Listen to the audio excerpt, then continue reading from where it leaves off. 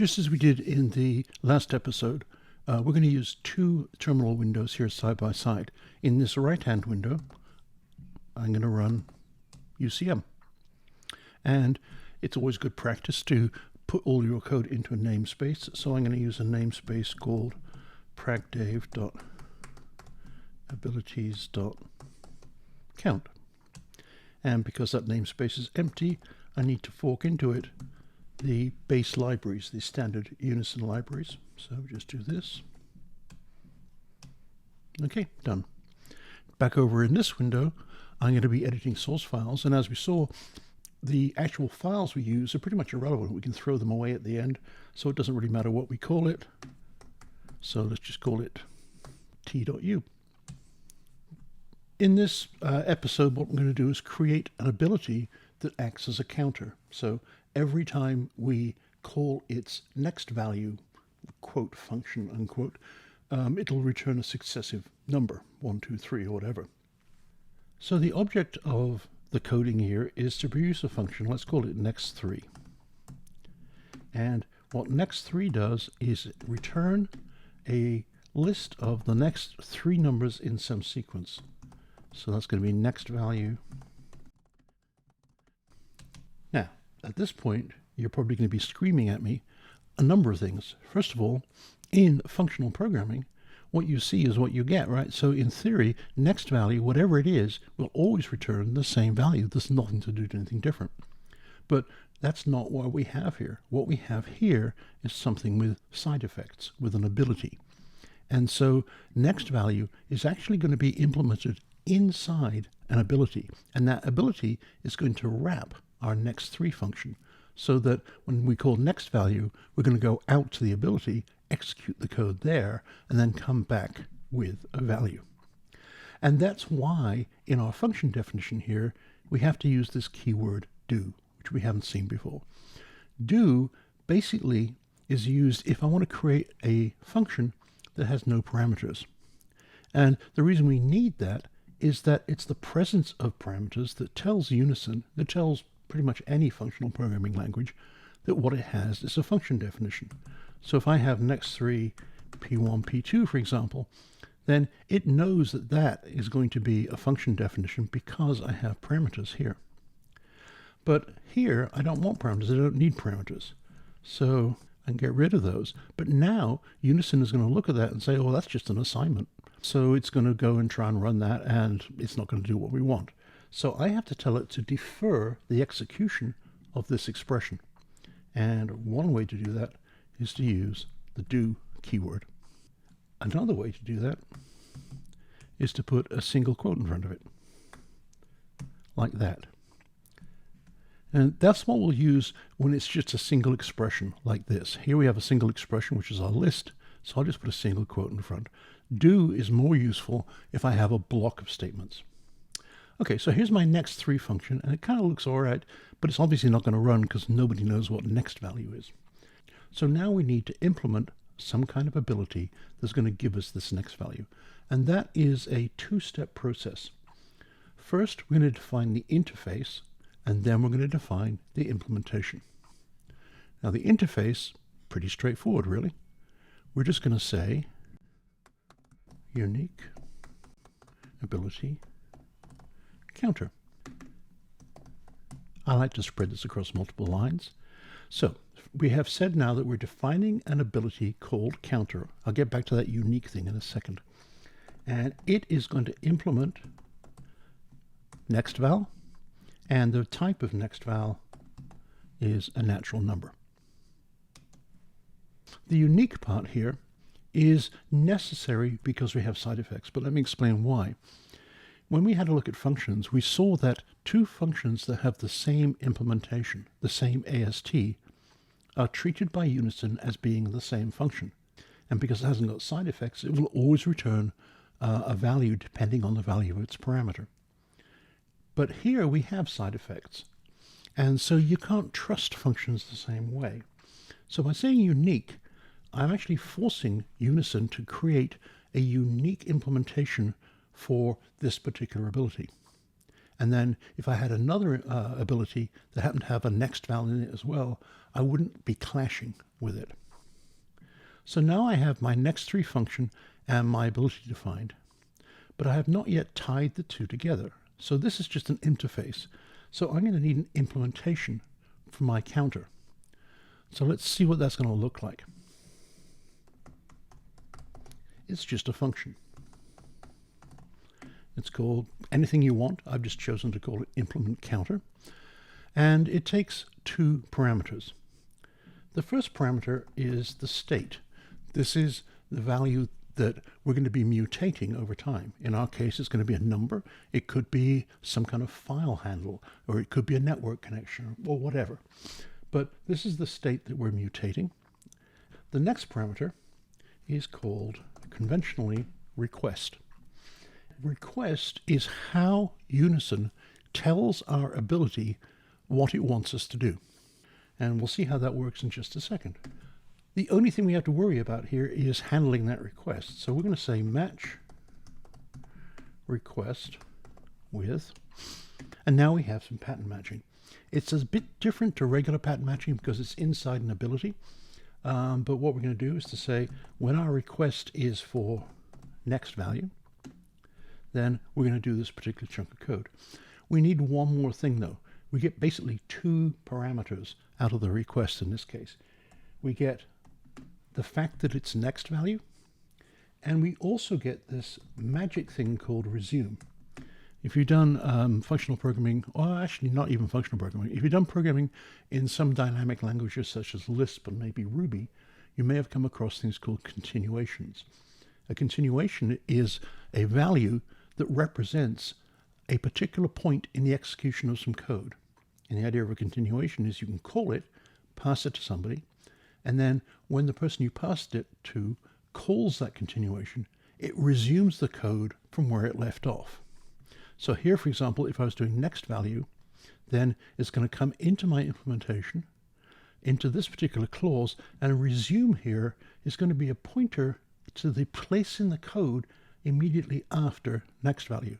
So that when I call resume, it's going to carry on from here. And it's going to undo all the stack and everything else. So it's just going to look as though nothing happened, apart from you now have a value for next value. So you might think, based on that, that my code is going to look simply something like this. I'm going to resume my function, and I'm going to pass it the current state, that value there. But that's not going to work, because if I do that, then how's it going to know to update the value or anything else? And also, how is it going to know to re-trigger my ability the next time that next val is called? So what I'm going to do is use something called a handler here. And we'll actually look at the handler in more detail when we actually wrap our next3 function. But for now, I'm just going to say handle the resuming, giving it a value. So this is where we're going to kick the original code back off again, passing in that as a value of next val. And then we're going to say, okay, what are we going to handle that with? What's going to handle this ability? Well, it turns out to be ourselves. But we're going to pass into ourselves an updated value for here, updated value for value, as value +1. So the first time we're called, we have whatever was it we were initialized with. The next time we're called, it will be that +1, then +2, then +3. Don't worry, this will make sense when we come back to it in a minute. The second thing that we have to match in our implementation is a bit weird. And that is the case of just basically nothing. When you think about it, our ability is wrapping a function. So when that function exits, it has a return value. And that comes back to our ability. Now our ability has to pass that return value out to the outside world. And that's what we're doing here. So we're getting that return value, and we're going to basically pass it back out to whoever called us. The reason it's a separate step is this not to say we can't take that return value and somehow mutate it. We could, do something different with it depending on what our ability has to do. In our case, we don't want to do that. So now we have our ability defined, we have one implementation of that ability defined. And now we just have to say, now let's apply that ability to next 3 using this implementation. And to do that, we're going to use that handle call again. So we're going to handle the definition next 3 with a particular ability implementation. And the only one we've got is implement counter. And we're going to pass in an initial state because that's what it needs. So we'll pass in initially 0, say. And if we put that in a watch expression, then we'll be able to actually watch what happens as it runs. Okay, spoiler alert, this is not going to work. So we save this away. And you'll see we actually have defined our counter, implement counter, and next 3. But what we get back is next 3. So what we have here is just that apostrophe, which is the deferred execution indicator. And then we have next value 3 times. So basically it's just this source. Because what we wanted to do here is actually to execute next 3. We need to undefer it. We need to actually make sure it's called. And the syntax for doing that is exclamation mark. So you can kind of think of that as the apostrophe is the defer, and then it's kind of like an apostrophe with a dot underneath it that says execute. So now if we save that away, yay, look at that. We actually have 0, 1, 2. So our ability and our implementation have actually successfully wrapped this next 3 function. And if we wanted to, we could change that initial value to be, say, 9, and then again save that away. And now we get 9, 10, 11. Fantastic. Now the thing about abilities is that they remain in effect for the entire execution of any function that they wrap. So here our next 3 function, we're wrapped by this handle call. And so for the duration of that function, this ability is in effect, and anytime next value appears, it ends up being diverted out here into the implementation. But it doesn't just apply inside the lexical body of that function. It applies to anything that happens during the execution of that function. And I can prove that by cutting and pasting some code just because you really don't want to see me type this. So here I have a version of my next 3 function called nested 3. And like the first one, it uses next value, but then it calls a function, nested next value, and just passes it a dummy parameter, and then finally double nested next value and passes it a parameter, which is scrolled off the edge of the screen here. So nested next value actually is a function. It takes a parameter that we ignore, and it just uses next value, which is in the ability. And that works because we're inside the execution flow of this nested 3. And similarly, double nested next value calls another function 2 levels deep, and 2 levels deep finally calls next value. But that will still work because 2 levels deep is inside the execution of double nested next value, and that in turn is inside the execution of nested 3. So if I was to cut and paste that line down to here, but rather than handle next 3, we'll handle nested 3. And let's give it a different value for our initial value here. So 99, why not? And now if we save that away, here we can see that we're still getting correctly incremented values for next value, even though the next value doesn't appear inside the function that we actually wrapped. We call that dynamic scoping. And it's, if you like, it's the same kind of scoping that applies to exception handlers in the language that you're probably using today. So we're done with this nesting business for now. So let's get rid of that. Come back to this code. One thing I'm not too happy about is that here we're kind of exposing a bit of implementation. We're actually having an expression handle this with that, where really what we want to say is run next 3 with an incrementing counter. So if you like, we want to get abstract away the fact that an implementing counter means that we're handling the function with implement counter and an initial value. So what we're going to do instead of that is, I'm just going to temporarily leave that there, is I want to aim for something like counting from 9, and then I'm going to pass in the code, in this case, next 3. And that's what I aim to produce. And it shouldn't be hard because, after all, this is just a function, that's just a function. So why can't I have a function called counting from that calls handle? So let's try that. So I'm going to have a function called counting from. It's going to take an initial value. It's going to take some code to run. And then it's simply going to say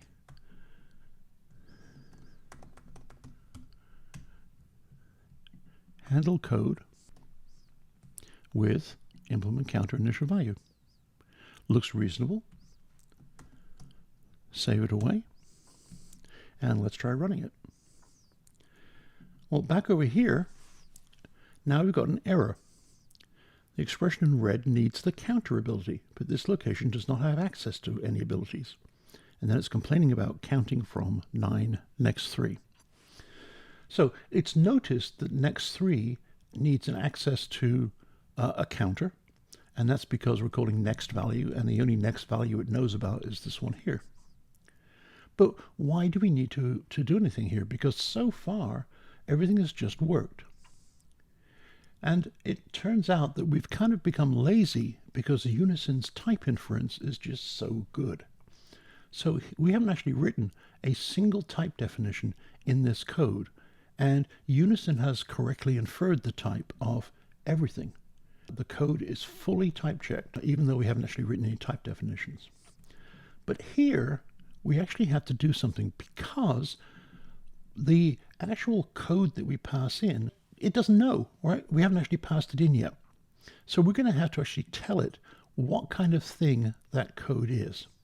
Now, it does know that it is a ability, and it knows from here that we're actually a counter ability, but it doesn't know anything at all about next 3, because we're going to pass next 3 into it down here. So it's not going to know, for example, what the return type of counting from is. It can't know because the return type of counting from is the return type of code. So here we have to put a type definition or a type declaration. So counter from, first parameter of the initial value, that's easy, that's a natural number. The next parameter, okay, now this is where it gets tricky. We have to tell it that it is a function that is wrapped by a counter ability that returns a list of natural numbers. That's what next 3 is. And in fact, if we want to find out what the type of next 3 is, we can have a look over here at UCM, and you'll see that next 3 is, well, a bit weird. It's a deferred something that returns a list of naturals, and that's correct. But what's this braces counter? Well, that's a notation that Unison uses to say that a function has been decorated by an ability, in this case, the counter ability. So we have to tell that the counting from function accepts a function, accepts code that has that type. So the type is going to be counter, and it returns a list of natural numbers. So that handles the second parameter, and now we have the return type for counting from, and we know that's also going to be a list of natural numbers. It's just whatever value that returns. So in theory now, we should have given it enough information, and indeed we have. So now counting from 9 next 3 returns 9, 10, 11. That's pretty cool. Shall we stop there? No, of course not. Because what happens if I had another function that also wanted to use next value? Well, it may not return a list of naturals. You know, it might do something totally different. And in that case, I would not be able to use counting from to create that function or create that wrapped function, because it's insisting that its code parameter looks like that. It's an ability counter, and it returns a list of naturals. But also we know that the return value of counting from is going to be the return value of that function. So we can basically, instead of putting the explicit type in here, we can actually make it generic by putting a type variable. So what we can say is something like result type. Notice it starts with a lowercase letter, so that means it's a placeholder, if you like, for a type. So the function that we pass in returns something of result type, and then counting from returns something of result type. And if we save that away, still works. But if I wanted to have a function called something like, say, add 2 equals next value plus value. So the return type of this is just a natural number. So now if I have counting from 9, add 2, I get 19, 9 plus 10. Excellent. Okay. Sometimes you'll see people in the Elixir community combining these two functions. This function, which effectively wraps an ability around some code, and this, which is the implementation of it. And what they'll do is they'll take this implementation code and put it actually into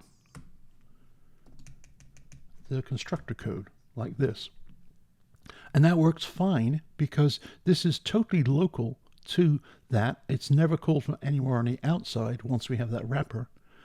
We just had to remember to put this handle call that we previously had down the bottom of this. Now it's down at the bottom of the whole function. And if we do that, it still works.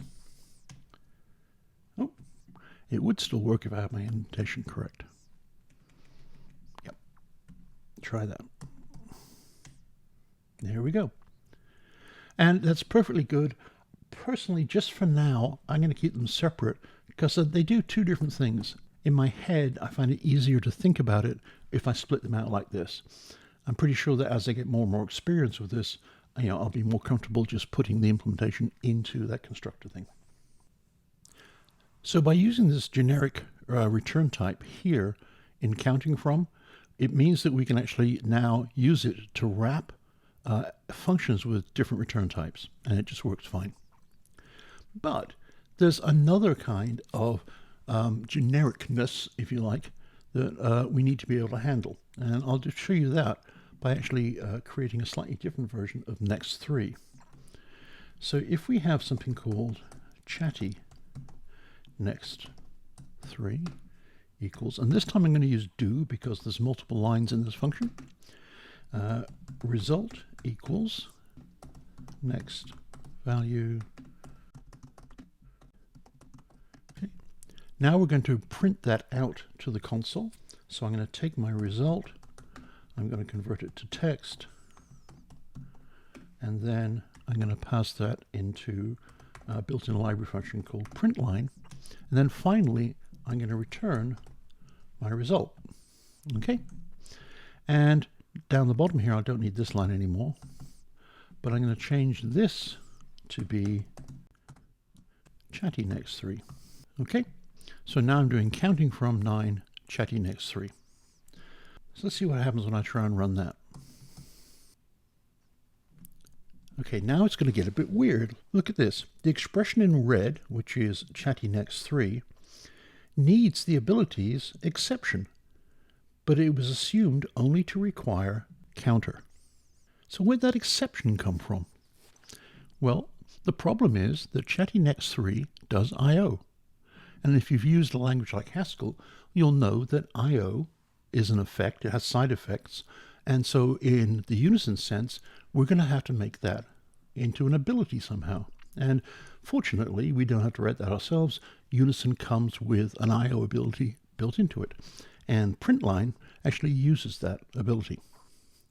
And because I/O is inherently unreliable, then if you use I/O, you've also got to use exception to be able to handle any errors. So chatty next3 is actually using 3 abilities. It's using counter, exception, and I/O. But if you look at our definition of counting from down here, we only allow counter, and then in the result, we remove that ability. So we end up with a function that is wrapped in a counter, but it strips that counter off and just returns a list of naturals. So we need a bit more than that. Now what we could do is we could do this.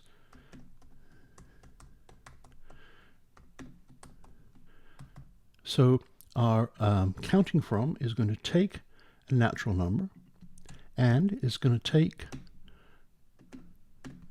counter, exception, and IO and result type.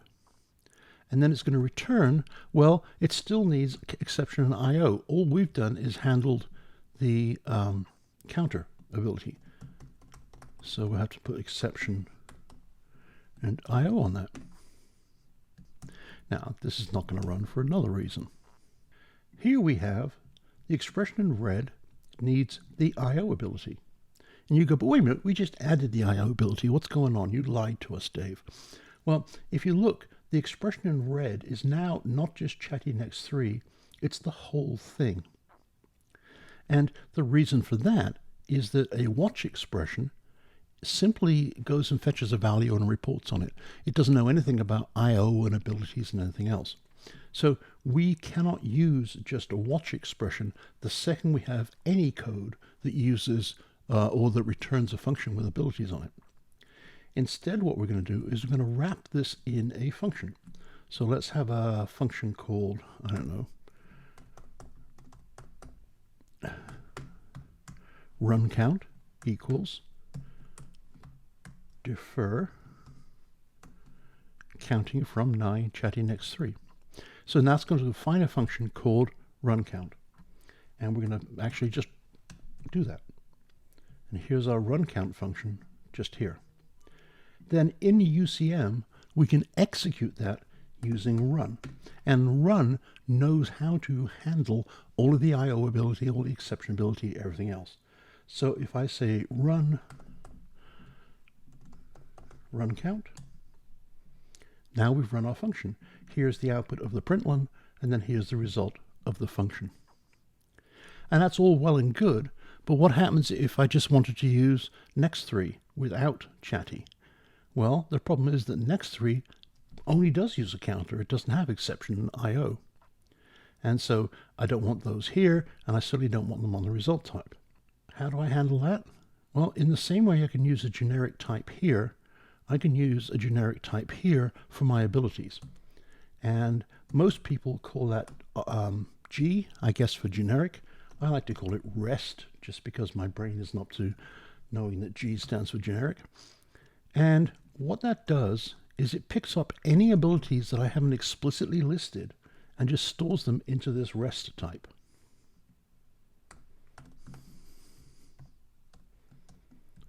So what this is saying is that the function is wrapped in a counter and possibly other abilities, and it's going to return something which is just wrapped in those other abilities. So basically this will work with any abilities on the function that I'm wrapping. So code here could do IO, it doesn't have to IO, it could use random numbers, which is another ability. All those things, it doesn't matter, it's just going to pass them through. So again, that should just run.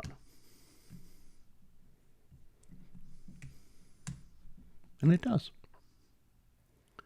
So that is a lightning tour of implementing abilities. And I just want to give you the idea of how abilities allow us to separate out state from functions and how they allow us to pass things down through the runtime stack of an executing function. You can imagine that rather than just using next value here, I could be doing things like IO, writing to a file. I could be sending stuff to a network socket. I could be drawing on a canvas. All of these things I can do and accumulate the values because my implementation of an ability keeps state that I can constantly update every time I enter that ability. Really, really powerful stuff.